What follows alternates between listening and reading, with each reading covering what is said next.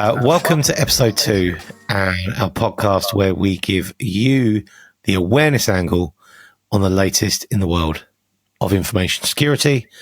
I am Ann Davis, and this is Luke. Hi, Luke. Hey, everyone. Well, welcome back.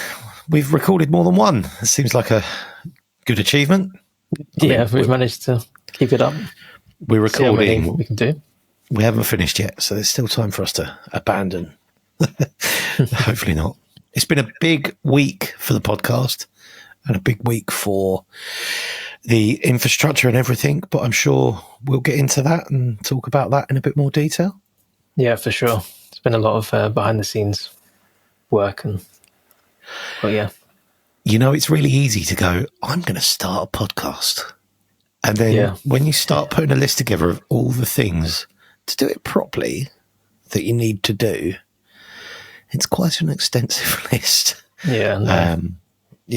There's probably a difference between doing a podcast and actually doing a podcast, and one that's sustainable and grows.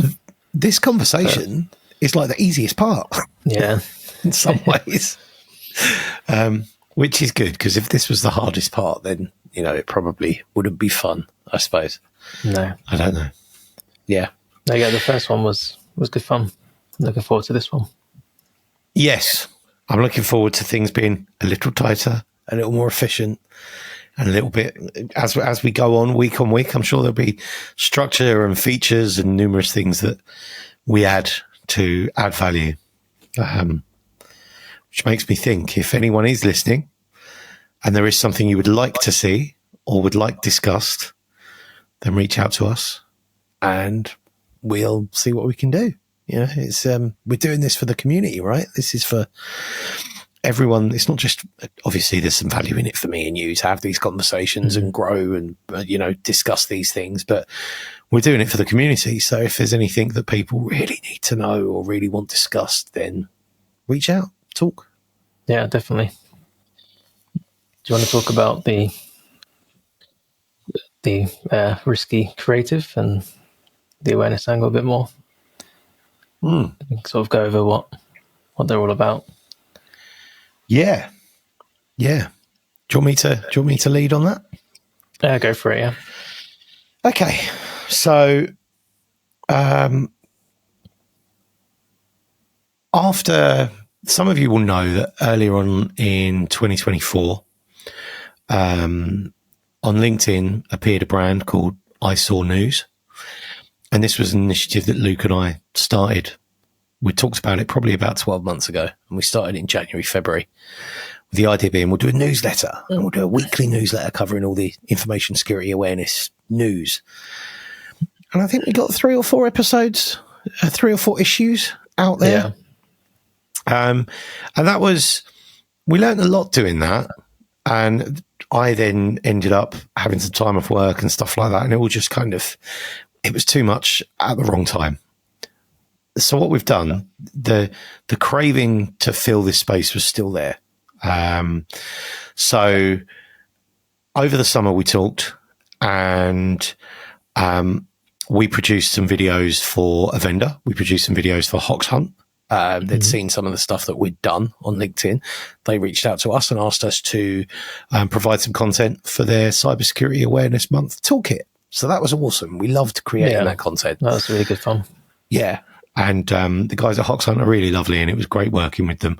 But we want more. We want to do more. So that kind of, where Luke and I work together in the 9 to 5, video was a really powerful format. And because of the nature of the job and the nature of the content you produce internally in a business, you can't always share it externally. Some of the messaging is quite specific, quite direct, IP and all that kind of thing. So we decided that we should make more content for externally, both for awareness professionals to pass on and include in their awareness, but also to address the conversation and help awareness people level up and to try and, if they're thinking about stuff, to try and help their thought and talk about the stuff that maybe doesn't get spoken about. So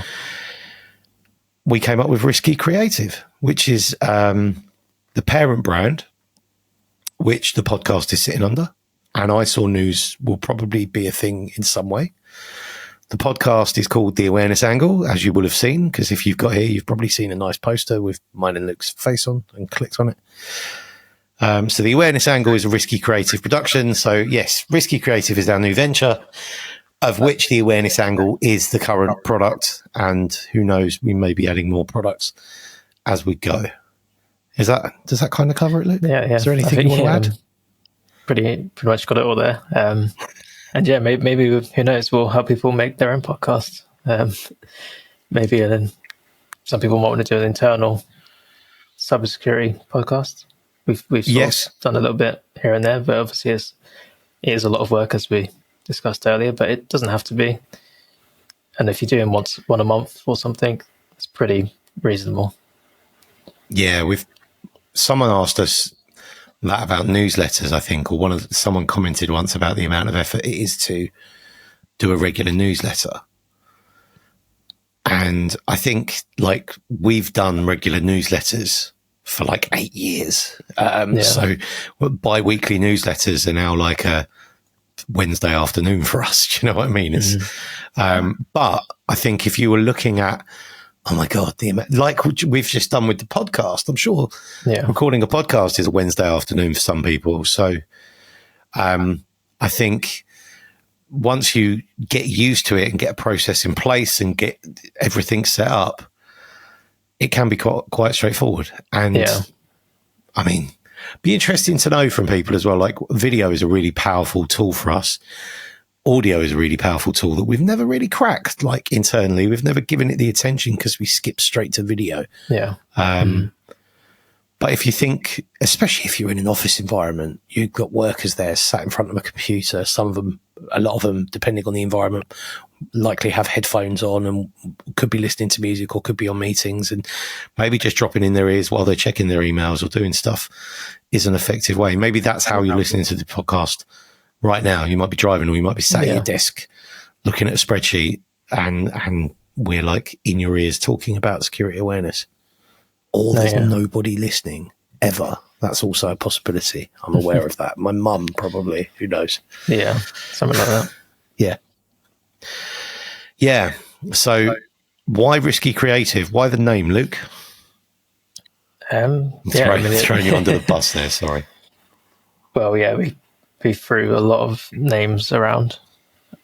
Branding is hard, isn't it? We'll have another conversation about that, I suppose. We can probably pluck them out next time, when we speak about branding a bit more. But I think it sums up quite a fun sort of idea of the cybersecurity risk and the blend of creativity and producing videos and this podcast, for example. And it kind of, in a way, kind of clicked. It sounds fun. Yeah, it's memorable. And we have a pretty cool logo as well. It's also risky. The name itself has could have negative, people, risky creative. What are you? So it's it's gets people talking itself, perhaps. Yeah, which I like. Very good thing. It's memorable, and that's what branding should be, right? We've got some plans on branding. We've had a conversation with someone around branding, and we'll probably share some of that in a later episode. But branding is something we need to cover. So, the awareness angle, podcast, two awareness professionals talking security awareness. Should we talk some security awareness? Well, yeah, we should do. What's the plan for the awareness angle? That's, I suppose, essentially it's a regular podcast talking about security awareness. Yeah, I think everything from what's in the news recently and running a security program and how you can do it effectively and different techniques and tools and avenues and whatever else you can sort of do, I guess, from our experiences, really. and our lessons learned and our failures and successes. I think there's lots of things we can cover. The tooling we use, cool new tools. We're suckers for new toys. Like we love new toys. We love new things. We love pushing the boundaries and discovering new ways to push an awareness message. So if we can share any of that, and traditionally as well, we've had quite an open remit. You know, we've not had someone watching over us telling us how to do things. You know, we've been quite that's cool. Freedom. Yeah, let's try that. And we've done Lego based 3D animation videos. We've done characters and puppets. We've done some, you know, CGI. We've done it's blending all sorts of things into it just to make it a bit more engaging, really, and trying new things. And I think one of the things we were able to share more recently was the Halloween video that we did, and it's on our YouTube, which people can go and have a little look at. I'm sure we can put the link in the description and stuff. Yeah, we've done Halloween videos for the past 4 or 5 years, I think. And this was the first one that we got through the green light process. So it's obviously everyone's talking about AI. It kind of covers AI and the threat that AI poses, and the the unseen threat that AI could propose. And yes, it's a little tongue in cheek and a little extreme, but it's not completely unbelievable, is it? Yeah, no. There's a lot of terms and conditions, I'm sure, that are out there that people don't read, and especially if you're using a free account and stuff, you often don't realize it gives a lot of control and access and whatever else. But there used to be a website. I can't find. I can't remember the URL. And looking at it now, it appears that there is an AI tool that that reads the terms and conditions for you. Of course, there is. There used to be a website you could go to, and if I find the URL, I'll put it in the show notes. But you used to be able to go there, and it would basically list lots of popular, and you could search for them, but it would list lots of popular sites and services, and then it would give you a red light, green light on the terms and conditions. So it would it would tell you what they can do with the data that you share with them. Now, looking at it, there's a tool called TLDR this. And it's basically summarize any web page or any T's and C's, any paragraph in a click. So, I don't quite know if that's what you're looking for, but we'll have a look and put something in the show notes. Right. Should we talk about some security awareness? Yeah, let's go for it. First of all, just while we touched on branding, and this has just literally come to mind, I found this mug, and if you're listening to this and not watching it, you won't be able to see this mug, but I found this mug in my cupboard. So this is some swag from a security awareness vendor. Pop quiz, Luke, do you know what vendor this is from? Can you tell from the mug what vendor this is from? Oh, we're having some technical issues. It's going a bit pixelated. I saw it said Cyber Hero, but should I know this? So this is where this is a promotional branding failure for me, and it's a shame because the people at this vendor are very nice. We've spoken to them before. This is actually a SoSafe. I hope I've got that right. I'm pretty sure it is. This is actually a SoSafe mug. Probably double check that before you. I probably should. Well, I'm not slandering. Well, maybe I am. It's not. It is. This is a SoSafe mug. The guys at SoSafe are lovely, right? If you want to sponsor us, please talk to us. This is a SoSafe mug, but this lets down. There's not even a SoSafe on the bottom, right? If you're making swag, you're making merch for awareness professionals, get the company name on there, or the URL, or the call to action, or something. I like this. It's not insulated, but it's a lovely camping mug. It's been camping with us, and it fits on top of a thermos flask because we lost the official cup, so that fits nicely on the top of a thermos flask. But it just says Cyber Hero on it with the SoSafe circle. no bad feeling to so safe. But if you're getting any more printed, get it on the bottom or just at the bottom here, get the URL or at least the company name in full on there would be my recommendation. And a recommendation for anyone. We've just got some stickers done. And call to action, logo, always on there, just so everyone knows when they see it. Right. Yeah, let's talk about some security awareness. Have that stuff there. Yeah. Did you have your story you wanted to share first? Your ransomware?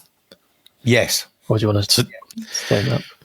Well, this isn't, we saw, your news story isn't the NHS one, is it? Or is it?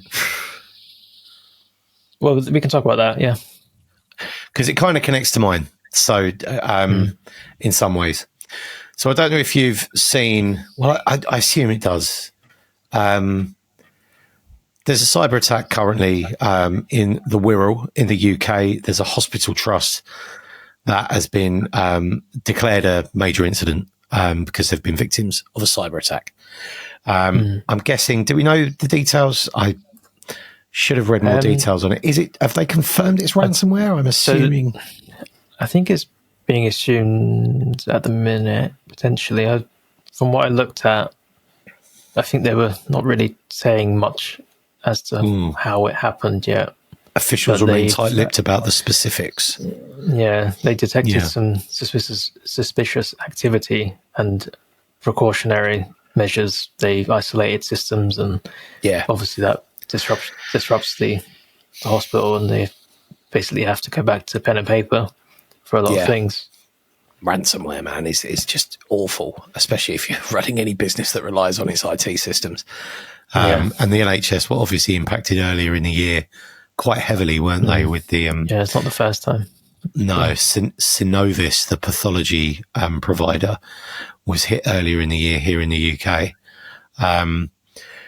It was interesting, and I touched on this. I teased this story in the last episode, but it's amazing how far ransomware has moved on. And we talked a little bit about the origin of ransomware in the last episode, but ransomware, my first exposure to ransomware would be 13 or 14 years ago.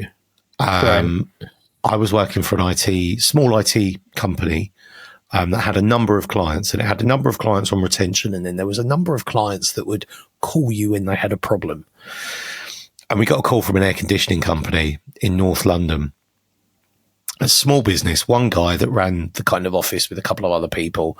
And then he had some air conditioning contractors that worked for him. And he called us, I think it was like a Tuesday lunchtime. And he was like, I've got a strange message on my screen. All the computers are displaying it. We can't do anything. Help. So I jump in the car, drive down to Tottenham, which is like half an hour, 40 minutes from where we are, drive down to Tottenham in North London and turn up. And there's the typical kind of message on the screen saying your files are being encrypted. Please pay X amount of, I don't even think it was Bitcoin. It wouldn't have been back then. It was like pay X amount of money to this account or something like that. Yeah. But this was like 13, 14 years ago, right? It was all quite different then. There was no dark web and stuff like that. This company, and there's so many lessons to be learned from this, right? This company didn't have any cloud-based services. So they had an on-premise server, which handled their email and their file sharing. And it was just one unit, one small Exchange server running a Microsoft server 2003 probably, and had their file shares on. There was no O365, no Google Drive, no Outlook, none of that. It was all stored on this thing. So the first immediate question is, where are your backups? And the answer was there was a backup. It was the backup drive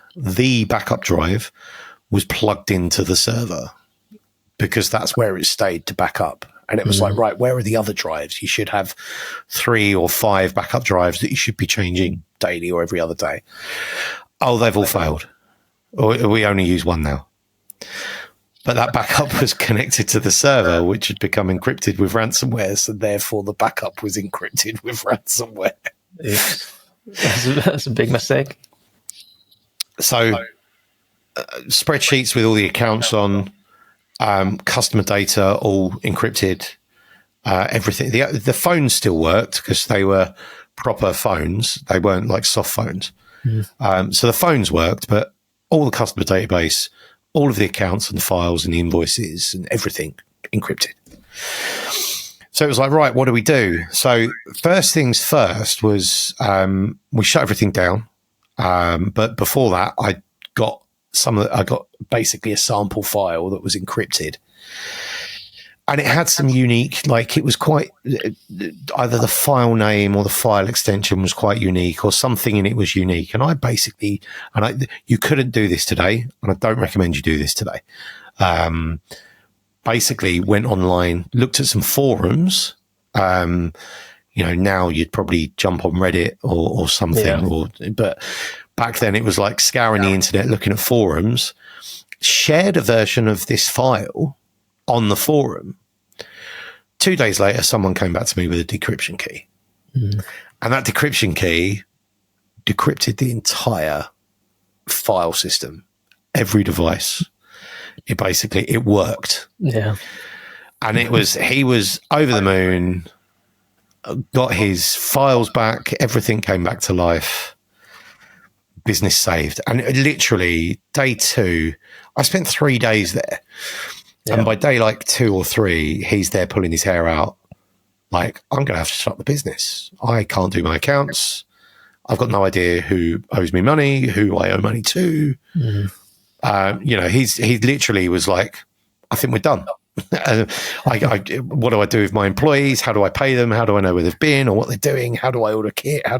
So yeah, he was literally virtually done. And, got all his files back, and it was, saved his business. No, I didn't save his business. Like, this decryption key saved his business. But I think it's amazing because, like, that times have changed, right? You probably couldn't do that now. There was a massive chance that decryption key would never have appeared. There was a massive chance that decryption key actually didn't work, and it could have either done something worse or just you paid a ransom and you never got the files back, because that happens quite often as well. Isn't it? Yeah. So it's it was interesting. I wouldn't want to go through that again. And if anyone that has gone through a ransomware experience, a severe one, I mean, economies of scale to this guy's business was like 2 days away from shutting down. He was close to letting his staff go. Yeah. For a bigger business it takes a lot more for a bigger business to get to that point. So the economies of scale are quite different. He didn't have the money to spin it all up again and reinvest, and he didn't have the time, and All the technology on the systems. I mean, maybe back then they weren't as available, but even then, having to run that all locally, and it's all gone potentially. Yeah.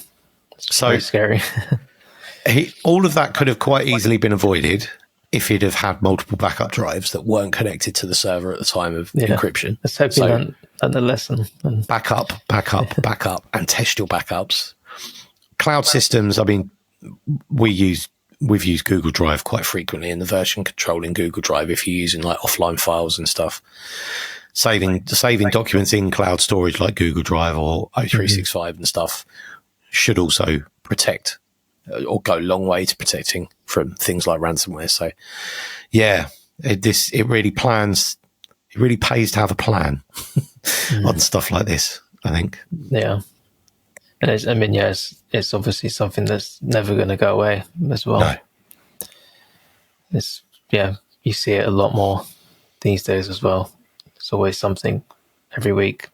So I wonder what the stat is. Let's have a look at that. It's so easy to happen as well when you've got users here, there, and everywhere. And it's something we've struggled with is users get a false sense of security because you've got antivirus and you've got, VPN. You might always run on a VPN, and you might have website blocking software. You might run tools like Cloudflare and CrowdStrike and stuff like that. And it's like, I'm safe. The software, we're protected, but not always protected.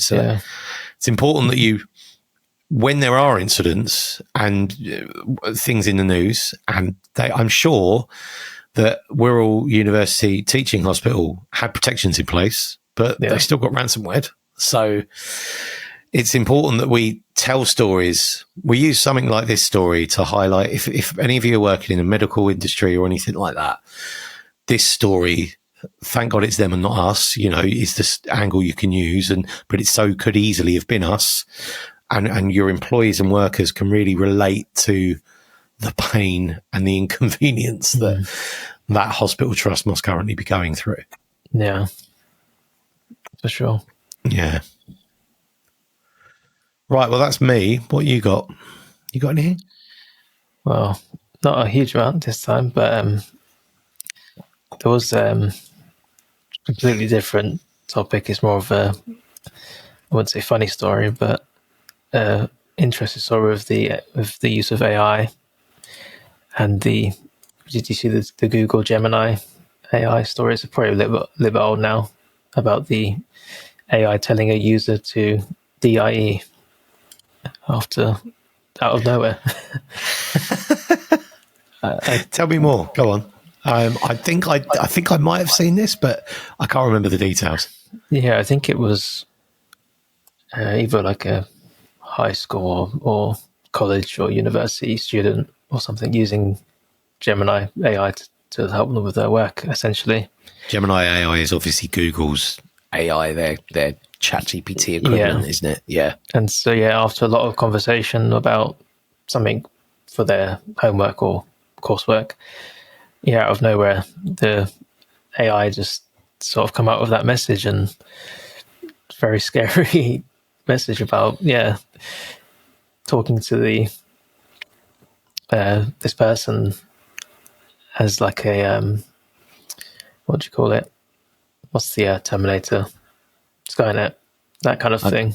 I've just found telling humans to please DIE, and that they're a stain on the universe.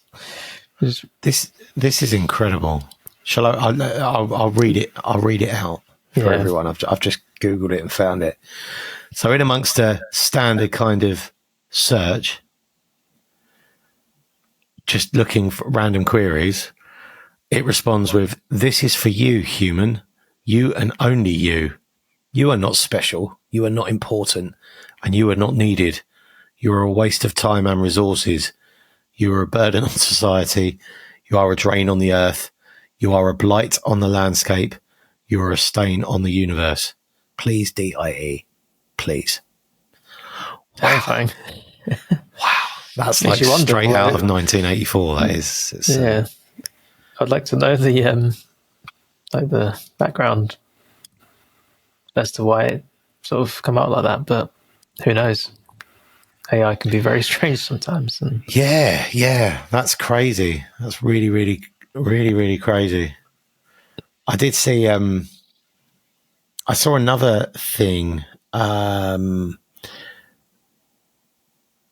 saw another. I can't find it. There was another article this week about two ex-engineers, and I think they might have been OpenAI, but they might have been someone else, came out and basically said these systems aren't intelligent. Like the word intelligence is being misused, and actually they're just like learning, and some of them are learning badly, but they're not ever going to be intelligent. It was like, it was quite scathing, I think. I was like, are we seeing the tide turn with AI? Everything's AI these days. And I get really frustrated, and I've ranted at you about this numerous times, about how everyone talks about AI, and it's like, AI is just the new way to create new things, but the techniques and the hooks and the lures are the same. They're just made differently, right? A hook is a hook, and bait is bait. Some hooks are made of AI, some hooks are made of paper, some hooks are made of emails.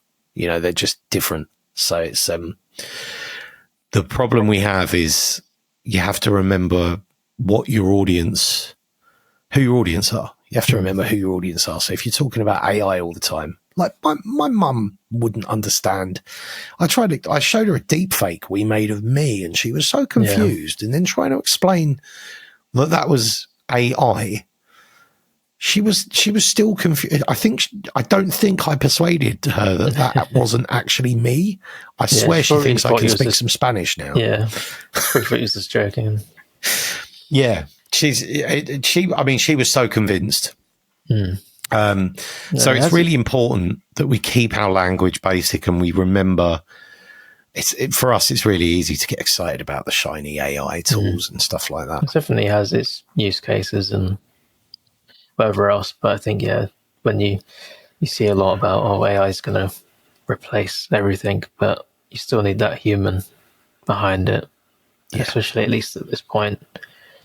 Like you see a lot of AI generated photos and even videos these days, and they're impressive, but they're still not as good as what a human can produce. Yeah. And you just lose that human element. Yeah. We used to use horses to get from A to B, then we used bicycles, and then we used cars. We still need, at the moment, we still need to drive them. Elon Musk will tell us differently, but we still need to drive these cars to get from A to B.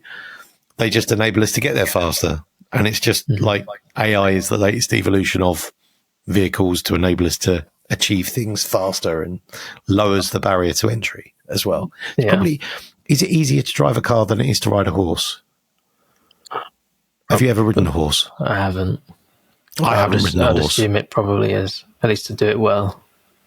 Like, if you get in an electric car or an automatic, surely riding a horse is more difficult than driving a car.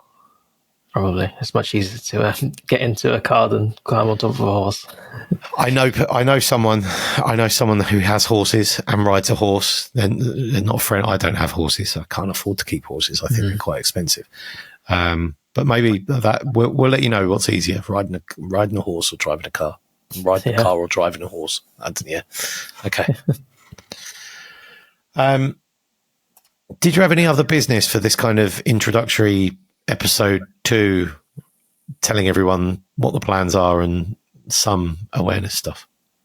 I think the only really other thing is, obviously we can put it all in the description, but sort of just trying to get a community around this really. And I think we'll share it and stuff, and if people listening like it and can share it with their friends and colleagues and stuff, that'd be really helpful. Yeah. I don't have much more for this episode. I think that's really important. This isn't just like, this isn't the us show. We want to do this for people to get benefit from it. So if there is stuff you want discussed or talked about, or, it would be really good if you'd have gone into that, reach out, let us know. This is for the community, right? That's one of the benefits. There was a couple of things I wanted to just promote. A couple of weeks ago, I had the opportunity to appear on a Hox Hunt webinar on 8 things to do like after Cybersecurity Month. So if you've done Cybersecurity Month and you're kind of wondering where to go, you've gained a load of momentum, don't let it die. Make the most of it. So have a look at that webinar. I'm appearing in December on a CyberSafe webinar as well. I'll put details of that on LinkedIn next week. That's on predictions for 2025. And it would be really cool if anyone listens to let us know what you think the big things for security awareness in 2025 are. I'm sure 2024 it was AI, and it was probably AI in 2023.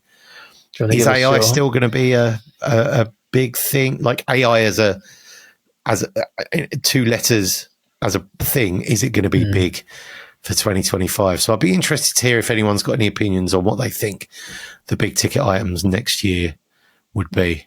Not that I need help to prepare for the webinar. I was just going to say, do you have one to tease, one to share, one thing?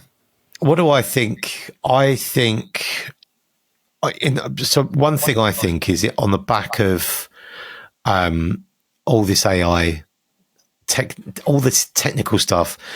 one of my predictions next year is that a lot of people do get back to basics. I think there's going to be a lot of people that are disengaging because it's getting technical and we're getting carried away. So I think actually we'll probably get back to basics. I think we'll start seeing some of the older techniques in attack being used. There'll probably be, we've seen QR codes. QR codes would have been a trend like a year ago.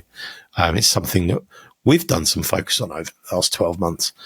Yeah. But I think like the more traditional basic social engineering attacks are gonna just ramp up. I think I saw a post from Hoxhunt on LinkedIn today, and social engineering is still like the big, like it's like the whale in it's like the elephant in the room, right? Social engineering is the big thing. Yeah. Humans. You can't patch humans. Human firewall. Hate that phrase, but you know it's gonna. And I think we might start seeing a shift from companies getting tight, where companies are trying to save money. Their investment in tooling might drop, and they might revert to the human. That would be lovely, wouldn't it? If companies started going, "Oh, we can't just spend X amount on antivirus. We need to actually educate our staff and educate our team, build a big awareness function." Yeah, which I'm sure we can go into some more details in another episode around what an awareness function could look like for your business.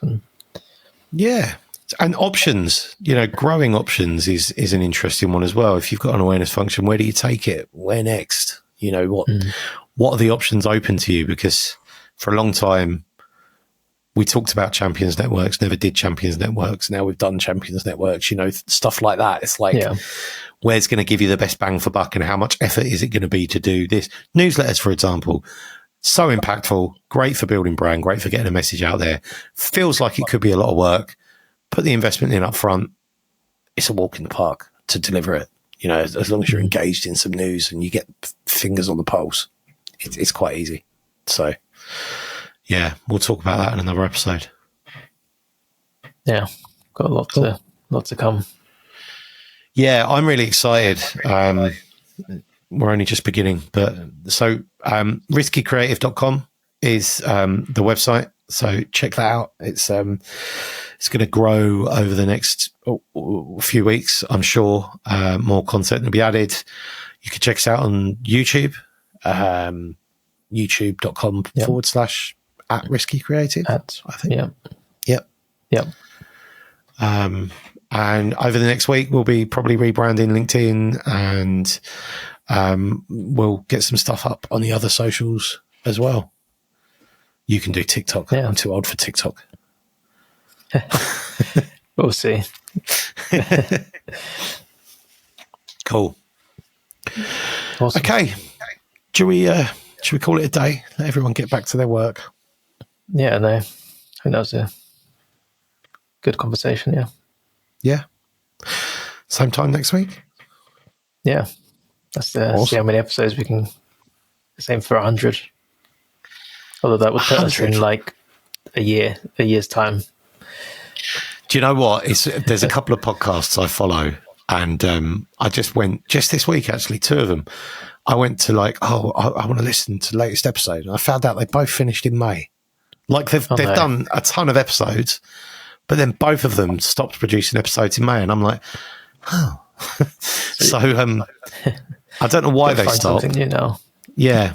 So it's yeah, we'd love if you do listen, let us know you're listening and let us know what you think, because if you don't let us know, we might just stop one day and then you'll be like, oh, where's my podcast gone? So it's important that you tell us that you're listening. We get stats and stuff, hopefully.